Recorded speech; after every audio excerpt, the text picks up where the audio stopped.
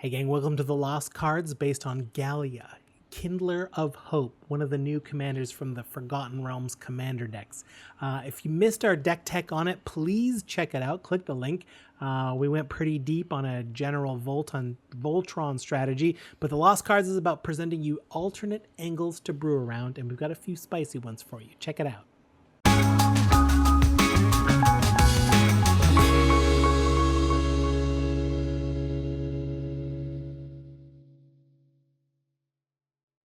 Okay, let's get into it. Lost Cards for Galea, Kindler of Hope, the new Bant equipment and Aura's Matter card. So this is like you said in the intro there, we went with a pretty traditional Voltron deck where we mixed things up and we had a little bit from each thing that Galea wants to do, and it felt like a lot of good value there.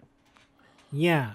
I mean, I think right off the bat, one of the most... I like to lead off a Lost Cards with a little appetizer of kind of maybe it's a bit more predictable. I keep like the most obvious one up top, and that's just your regular Enchantress Sure, deck. of course. I think, Enchantress decks are very popular. They're fueled by creatures like Misa Enchantress.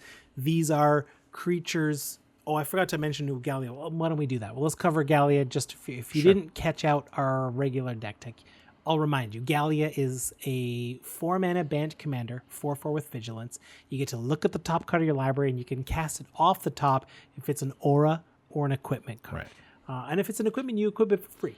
So an Enchantress deck, we're gonna focus on creatures like Misa Enchantress, where whenever we cast an enchantment spell, an aura counts. We're gonna draw a card. You may draw a card in this case. Some of them are mandatory, but these creatures are the engines of an Enchantress deck. And being able to hit them off the top, we can just be like, yep, got one off the top, got another one.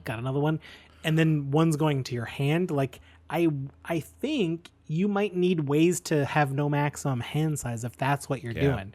Because you're going to be drawing, like, Enchantress decks will draw a lot of cards. Yes, they do. So I feel like then we can focus all our resources to, like, other cards to help Voltron creatures get through or protect them, or the Enchantress part of it can only be one thing. You can kind of do other things around it. So in a way, Enchantress's presence is an enchantment that does the same thing. That isn't a creature, but you can kind of leave the Enchantress package in as long as you're heavy auras and just go a different aura direction. So in a way, you can make any of these an Enchantress deck, except for an all artifact one. Right, yeah. Stuff like Imprisoned in the Moon you have here, which is like one of those like sort of offensive auras in a different way. Is it offensive or is it defensive? I'm thinking of the offensive as you're putting it on another creature, on your opponent's creature, so you're affecting your opponents. But really, it's kind of more of a defensive aura because you're locking that creature out of the game. Yeah, removal is what we're looking at here, and removal. Obviously there's tons of those around that. You can build a deck that's largely based on that type of thing.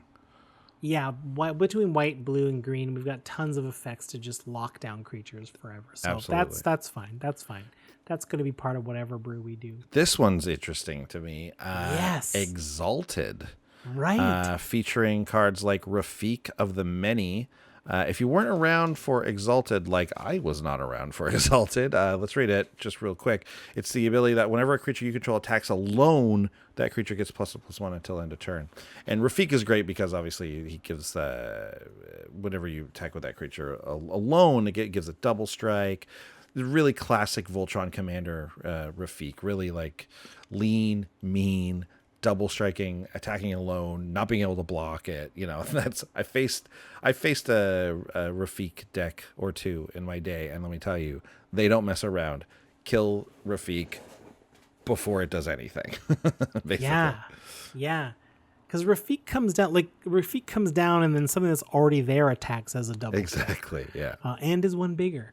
It's nuts. And Exalted is interesting because it's the only officially Bant mechanic. Like, Bant was only officially in the Shards of Alara block, and that's the only set we've ever had it in. Like we've had a million versions of Azorius, so there's a million things that are Azorius by nature. Right. But Bant officially gets it's just Exalted. So of course that's one way we can brew this deck. And what better kind of Voltron-y deck? Like Exalted is perfect for a Voltron-y type of deck.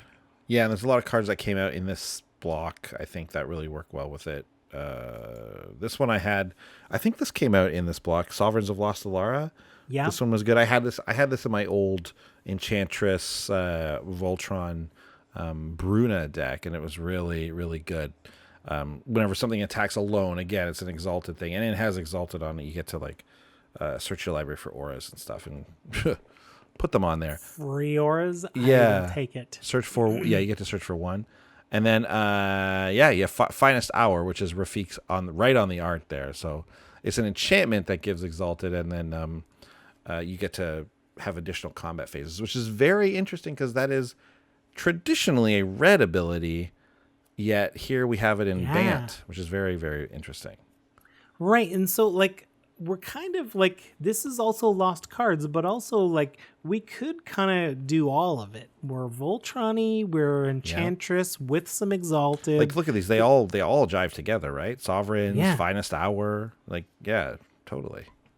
And so I tried to really brainstorm, like, what's something else we could do. Again, I avoided just so many cards to manipulate the top of your library because it's just way too many hoops to jump through.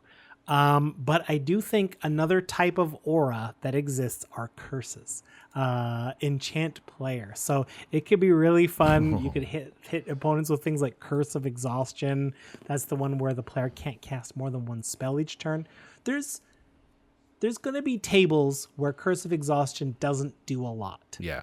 But there's going to be tables where this will ruin a player's life. It's very true. There's a player who's just like, are you kidding me? This is a storm. And like, are you going to put that on that player, though? Are you going to be that person who stops them from playing? That's very interesting. This is on the predisposition that you are already coming to the table with a curse deck. So right, I feel that's like, true. I feel like it's true. You're already that guy. You have to put it on the person who you think is going to cast the most spells, every turn. So you just have to. Otherwise, why are you running this card? And then someone else gets overwhelming splendor.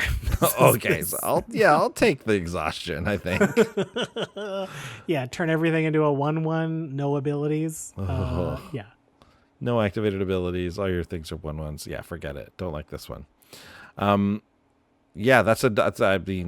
a great way to come at it. The other, of course, you have access to all those, like the Lost Planeswalker guy, like all of those curses, other curses too, right? Although the one that doesn't work is the one that puts +1/+1 counters when you attack someone, because most of these brews tend to be Voltron by nature, so you will get one counter, but you'll have opponents who are just like, okay, I'll attack that guy with all my Thopters, and each one will get a counter. So like other people are getting 6 or 7 counters while you're getting 1 counter. I mean, it works, but it's not great for you.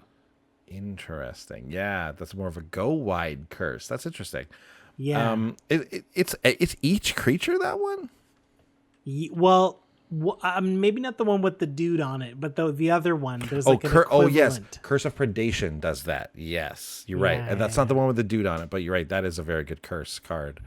But you got to be in the right deck for that one. Absolutely. Yeah. Yeah. So I mean, again, like that's kind of what we've got. Otherwise, the only other thing, I mean, I don't have a whole presentation for lost cards, but just being able to look at the top card of your deck, there's the occasional card that's just like, hey, name a card, and if it's on the top, you get a bonus. It's like, I always know what's on the top. Yeah, so I can always look. Yeah, those are some fun little Sphinx, details. maybe it's like a little bit of a Sphinx There's that thing Sphinx, going on, right? There's a Sphinx that does that, and that's in blue. Sphinxes are in blue. Flyers wear equipment and auras really well, right? Maybe there's something there. So all of these sort of like, let me put some Enchantress in.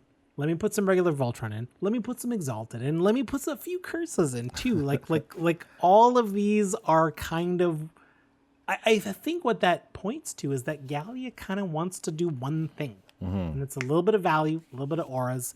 And then you just make the recipe to taste. Well, I think it's fun. I think it's cool. it's nice to see it like a Voltron deck that gives you that option, but like we're finding it kind of gives you everything. Like you can really pull it all off at once, which is really good. Yeah.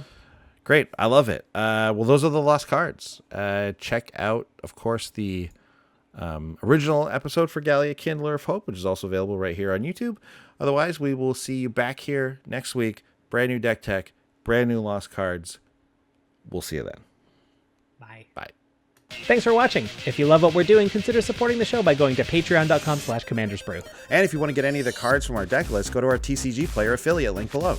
That helps us out too. And for a free way to help us out, consider sharing the show with some friends. Like and subscribe, add a comment or two. See you later. Bye. And we're clear.